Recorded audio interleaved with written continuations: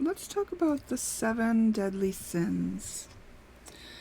Now, I'm not someone who reads the Bible on a regular basis. I know that the 7 deadly sins come from the Bible stories. And I don't know much about it other than that. But in my spiritual journey, of course, I've come across what these 7 deadly sins are, and I recognize that these are basically limitations. And I think the Bible sells it as something that's morally wrong. But I don't think of it that way at all, actually.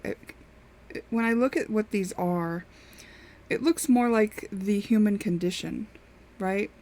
If we are spirit and then we are a soul and we have an agenda and we come to earth in a human body, in a human body, these are some of the things that we can experience and even succumb to.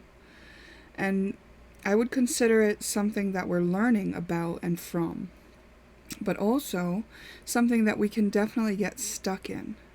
I've recognized that these so-called 7 deadly sins are actually places where we can get stuck for a very long time. I don't think it has to be that way. But I think if you were just to look at the Bible in terms of the Bible saying that these are the things that are morally wrong, and you avoided them on those terms, yet they were things that you experienced as a human, you may start judging yourself. And in that way, you would actually limit yourself to the same sin that you were trying to avoid. And I'm going to talk about how and why that is. And it's really in terms of energy and how energy works that I'm going to be explaining this. Because that is how I've come to my understanding of it. Through living my life and through, studying certain concepts to the degree that I needed to understand them at the time that I was dealing with them, I've come to understand how energetically I was able to escape limitations of these sins. And also I'm going to talk about why it's a limitation and things like that. So what I've made here is a chart, and you can see on the top of the chart we have unknown, enlightenment, freedom, joy, invention, peace, bliss, creation, willing, acceptance, inspiration, expansion, love, miracles, gratitude. Okay, so the wisdom is up there as well. Then in the middle we have the word balance. And on the sides of the word balance we have free will and courage. And the reason why I have those there is because in order to reach those things on the top of the chart, you have to come into balance with these things that we're talking about here, these sins. And once the energies of those sins are in balance, you can come up to these so-called higher ways of experiencing life, much more enjoyable, if you will. And the way to get to those higher ways of enjoying life would be through using your free will and your courage to escape the lower realms. So the lower realms is where I'm talking about the sins. Now, I'm not morally judging the sins as wrong, and I'll talk about that in more depth as we go. So I've listed the sins here, and you can see I've put them on a wheel.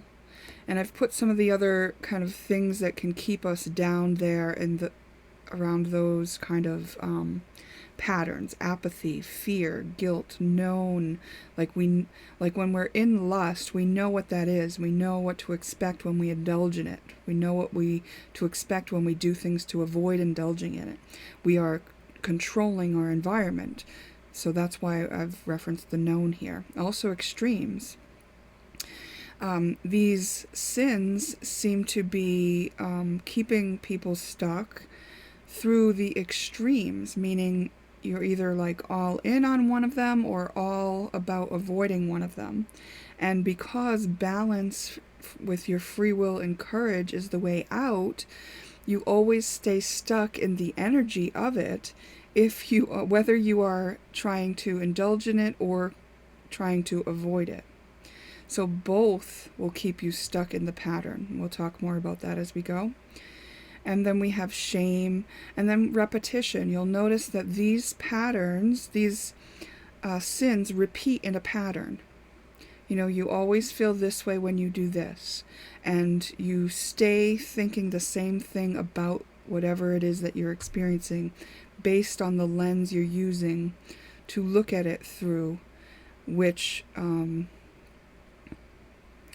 only change using your free will. So once you have a lodged in pattern, a program about a certain sin, and you're operating on that program, it will stay that way for you, meaning it will repeat that way over and over again for you until you use your free will and your courage to step out of it, to step into a balanced place where you can basically escape it up into the more enjoyable places or ways of living and enjoying life. Okay, so let's talk about these wheels here. I've designed another meme here to help us look at that more closely. And I chose gluttony as the example, but this could be for any of those. You could use this pattern that I'm going to show with energy for any of those. Okay, so you see that we have the word gluttony and we have these arrows going around. So that's to signify the cyclic pattern that the operating system is using around the topic, in this case of gluttony. Could be greed, could be lust. It's like, this is how I'm operating, this is how I'm seeing it. Maybe I'm swinging from one extreme to another. But until I have fully understood what I need to about that, I'm going to be repeating it, to look at it from all the different angles, perhaps even in the extremes, right? Only when I can come into balance on that topic and accept it fully, that means acknowledge it, like I acknowledge what my pattern is around gluttony, right? I validate, why is that my pattern around gluttony? So that I'm giving myself some understanding about what my operating system is doing and why around gluttony. And then I'm being present with whatever emotion is involved in that, because these anchors that we have around these sins repeating in their patterns, they're anchored there by an emotional charge. Meaning you were told to either avoid that, maybe you were punished when you indulged in that. Whatever it was, there was some sort of emotion that you had deemed as something painful, perhaps, that you were not able to process through fully. It was shamed in you, perhaps. Or there was some fear around it, like, don't do that or you'll be thought of like this, you know. So you were fearful of your reputation, or you were fearful of what God would do to you, or so on and so forth. Whatever tactic was used to keep you and kind of control you in this pattern of how you were going to feel about this particular sin. So when you are present with the emotion that is there anchoring it in, this is when you fully accepted it and you can move out of it.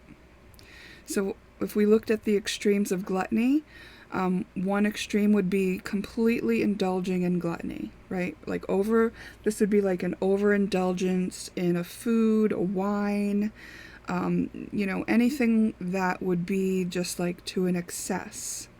So you could say that alcoholism would probably be in this indulgence extreme of gluttony, because this is happening to the detriment of the human body, right? There's no, it doesn't make sense to do it that way. However, it's still being done. It's at an extreme. And then the other extreme would be somebody who was judgmental of alcoholic people, right? Someone who said, oh, they're losers, or oh, they can't even control themselves, or whatever. Like they're holding a judgment against it. Or someone who maybe had a parent who was coping in alcoholism, and then they decided, well, I'm never going to drink because I don't want to be like my dad was. He was a real jerk when he drank, so I'm never going to do it. So they avoid it. But the difference between avoiding it just because you don't feel like indulging, and avoiding it because you have a judgment against someone who, or against the act itself, is that emotional charge. So if you can avoid it with no emotionally charged reason pushing you towards that extreme, then you're already free of it, of the pattern, right? And if you can indulge in something gluttonously with no emotional charge, then you've already broken free of this pattern. So you might look at someone who has like, I know there are people who do like extreme eating competitions. Most of those people are not even carrying extra weight. And I do not think that they have an emotional charge around their indulgence at all. I don't think they feel shame or fear about it at all. And that's why they can do this. That's why they can step into this pattern and not be stuck there, because they've totally accepted all aspects of it. They don't have a judgment against it, and they don't have a problem indulging in it. They are balanced and ready to accept whatever about it, right? So, if they were stuck in it, they would have to use their acceptance and then courage. Courage means like, I am going to step out of this into the place where I don't know exactly what will happen, even though the worst that will happen is I'll slip back into it, and I know what will happen then. So you use your courage and then your free will to step out, right? Because you have to decide to do it. You can't just like wait around for courage to be carrying you somewhere. You actually have to act with your own free will to make a change in the pattern. So the action can sometimes be just being present with the emotion to neutralize this extreme pattern that's going on, right?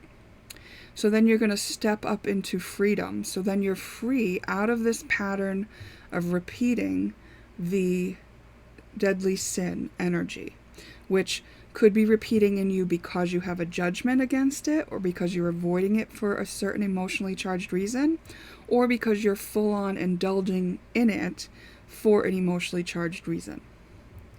And this could go for any of these, right? Lust, you could be indulging in it for an emotionally charged reason, or you could be avoiding it for an emotionally charged reason. And until you balance out that energy, fully understand yourself, and become present with that emotion that hasn't had your presence yet, you won't be able to come into balance on the topic and escape the repeating cycle. The cycle is simply repeating so that you can learn everything you need to about it, and because the human brain is designed to notice patterns. So as you repeat the pattern over and over again, you have more and more of a chance to notice you're in a pattern. Now, if you were to notice you were stuck in a pattern and know that you were really like stuck in this pattern of lust, but you didn't know what to do about it, that could be very frustrating. So this is where knowledge is power, right? Just like knowing that all you have to do is be present with your emotion about the topic, to come into balance on the topic, and then to use your free will to change out of that pattern. Now, it would be very difficult for you to use your free will to come out of the pattern without having first been present with the emotional charge, without having accepted that it was there. You either have to accept your judgment or accept your indulgence, and whatever the reasons are for it, accept yourself fully. Because if you go through life judging yourself as bad, as a lesser being because you experience lust, then you're holding a judgment against yourself. That is what's actually lodging that in you as a pattern. You're not actually a sinful person. You're not actually lesser. There's no shame to be had with any of this. It's simply an experience. The meaning you assign to it is what you get to live out. So if you'd like to replace any shame that has been implanted in you with a previous program from our culture or from parental units or peers, you can replace that with, the understanding that you were just learning. And when you do that for yourself, you actually bring unconditional love to yourself. And bringing love to yourself through all of these human conditions is really the only thing that can free you from them. Nothing here is unforgivable, right? These are actually like self-imposed prisons, and they've been imposed upon us by our culture and by religion in some cases, and by peer pressure and by parental units that may have had a misunderstanding. So if we just come into understanding that we are innocent, pure, lovable human beings, then we can come into balance and come into these like higher ways of experiencing life, where we can just live a much more fulfilling life, where we're, creating and expanding, and we are in gratitude, and we're experiencing miracles and love, and we're inspired to do what we want to do, all in freedom, in peace, and in joy. Yes, there is unknown there, and that can be very scary sometimes if we don't trust ourselves. So the process of freeing ourselves from each of these sins actually earns our own trust back to ourselves, so that when we are in the unknown, we feel comfortable, like we are able to handle ourselves in the unknown. We have our own back. We have the skills that we need. We have the love that we need for ourselves. This is going to free us, yes, from the known, but the known is pretty boring after a while, right? Like it's like there's only so many times you can go around this cycle before you run out of new things to learn. And when you get completely fed up, that's when you're going to want to use your courage and free will. But before you go with your courage and free will, you must accept whatever it is that you have experienced. And you'll also be able to accept that the opposite is also true. This creates balance, right? So as lustful as you may have been, it wasn't right or wrong, is basically the understanding that you may come to after you have acceptance for yourself. It was just an experience that you had, and now you have learned from it, and you are about to gain wisdom about it. When you step out of it, you look back at it, and you can see a lot more about the whole situation. Like, imagine looking at all the things that you've been through when you're up here in acceptance and bliss and invention. Now you look back at sloth and you're like, oh wow, I know what I could have done different. I can see it very clearly. Maybe I can share this idea with the world, right? Okay, so I touched on this topic briefly already, but I want to really look at it a little bit deeper now, because I don't think I really focused on this aspect of it, which is when I talk about understanding. Sometimes what we're understanding in order to be free of this pattern is that we can't fully understand it all, right? We could stay in that pattern trying to understand every aspect of the mystery of it, and that in itself could just be the thing to keep us attached to that energy. Because up here in freedom is like free will, right? Freedom is the same as free will. And I mean, freedom is also the same as unknown. Because when we're free, we don't know what's going to happen. That's the beauty of freedom, correct? It's not like something is already dictated for us to follow along with. No, we're using our free will to indulge in freedom, which is also the unknown. We don't know the outcome when we start enacting our free will. That's why it takes courage, because we're stepping into something we don't know. So I want to really talk about, or at least not ignore and not brush over the fact that the mind that likes to understand things and tries to study things from every angle is a beautiful thing, and there's a lot to be learned from utilizing it. And I think that there is a lot that we can learn in a pattern when we are using our mind to understand it, and that can be very fun. But I also want to point out that can also be the thing that keeps us in the pattern. The mind is infinitely curious. It's a beautiful thing, because when we're in freedom, the curious mind can lead us into new discoveries, into inspiring places, into fun.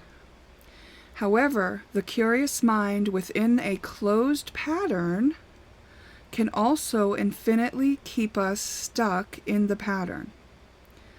Okay? Because we are only one aspect of all of humanity and of all beings that are experiencing gluttony, we cannot know everything about it from our own perspective. We are much more apt to be able to see it more clearly when we are out in freedom. So in order to really be free of this pattern, we have to be okay with the unknown. That's why courage is needed, because it takes courage to step into the unknown, into the place where we know that we don't know. But when we know that we don't know, that's when we can learn new things. While we were in the known, we can't learn new things. And we also sometimes cannot learn new things when we are trying to learn new things from within the known. So I just want to make sure that it's understood that even the mind trying to understand can keep us in the pattern longer than we need to be.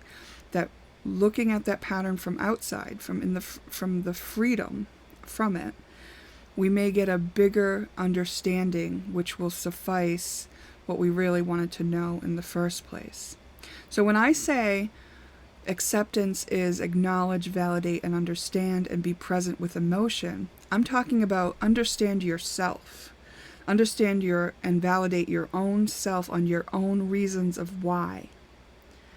And that is because, we're adopting these patterns of behaving from our caregivers, from our environment. There's something that happened in our environment that put that program into us the way that we're operating with it. And to understand that, so that we can accept that, is really a very helpful way to get us to the place where we want to be free of it. Now, on some topics, you may not need to dig in and really understand why. It could be enough to just validate that it is. That is the case. I've acknowledged it. I understand it is the case. I'm going to be present with my emotion, and then I'm going to let it go. That can be enough on some topics. On other topics, you're going to want to understand at least why you're doing it, then be present with the emotion and let it go.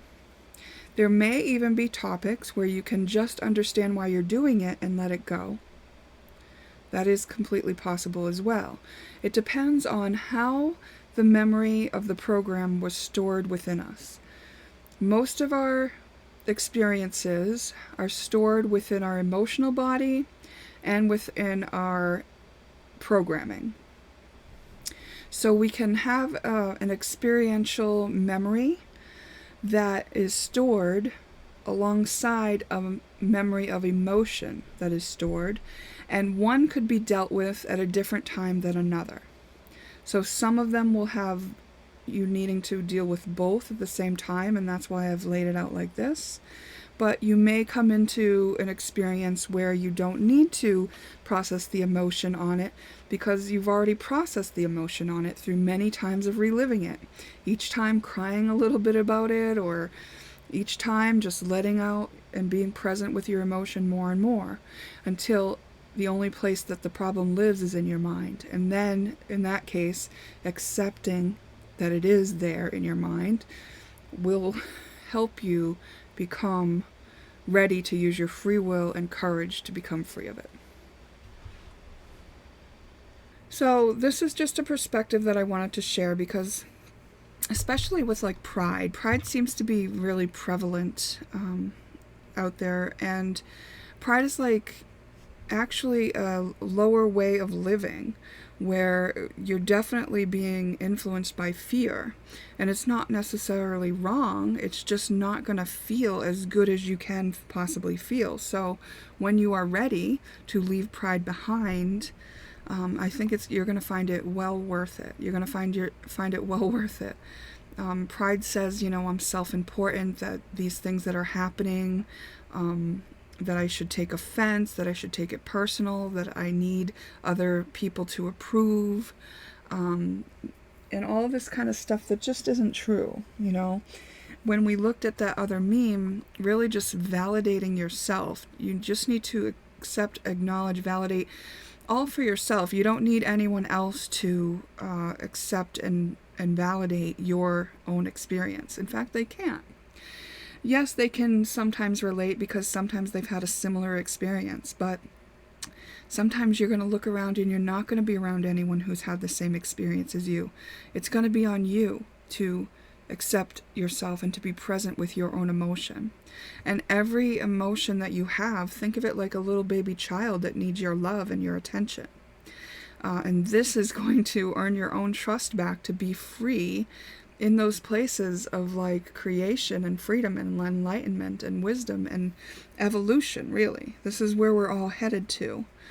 And this is just kind of a little look at what I can see once I'm outside of these programs of deadly sin. And I can see that you could literally, like you could drop out of these places and go back down into one of these cycles, and it's constantly there for you. No matter what you do up here, you could be in peace and joy for 10 years, and if you decide to go to grab a judgment about lust, or if you decide to go into lust and then you judge yourself for it, you can get right back into that cycle, and it will always, always be there. That cycle will never, ever end, because as long as you judge yourself for any of these things, you will stay in the energy of it. That energy is infinite, it's repeating, it's there, and you don't have to spend your time there infinitely. You have a way to get out if you so choose. Okay, so I'm going to end this there. Let me know what you think in the comments. You know, what are your thoughts in response to what I'm sharing? Do you have any questions? Let's talk about it.